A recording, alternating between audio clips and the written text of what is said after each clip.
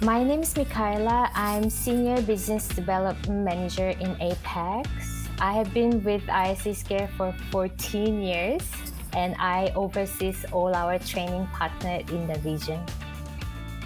I'm from Korea, South Korea.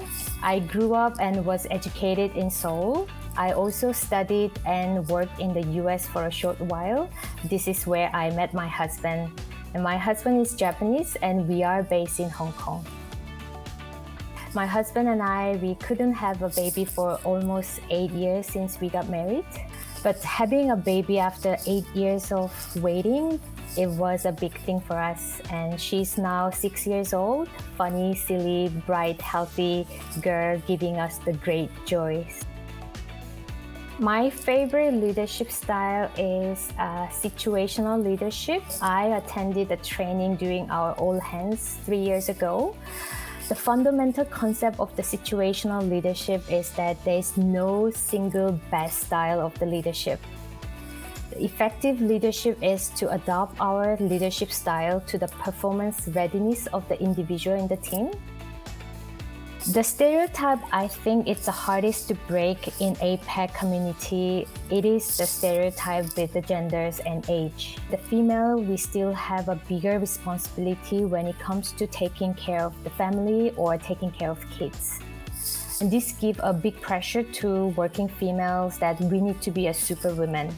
Also in work cultures in Korea, Japan, and China, there are stereotypes related with the gender and age.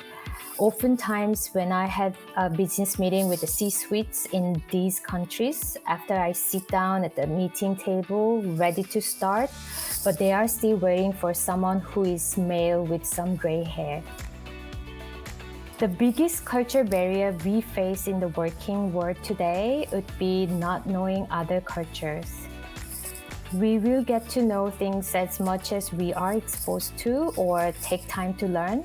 And the effort to learn other cultures by traveling, interacting, watching, or even reading should be the continuous learning experience like the CPs for our members. My favorite cultural traditions, and that is Lunar New Year and the Mid-Autumn Festival.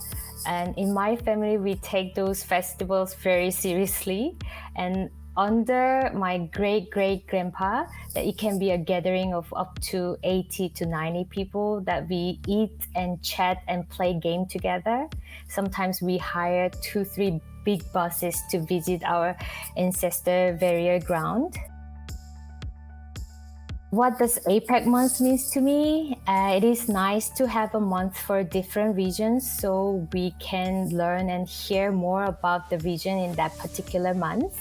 And it could be a stereotype, but there is a tendency that people from APAC are quiet and less vocal.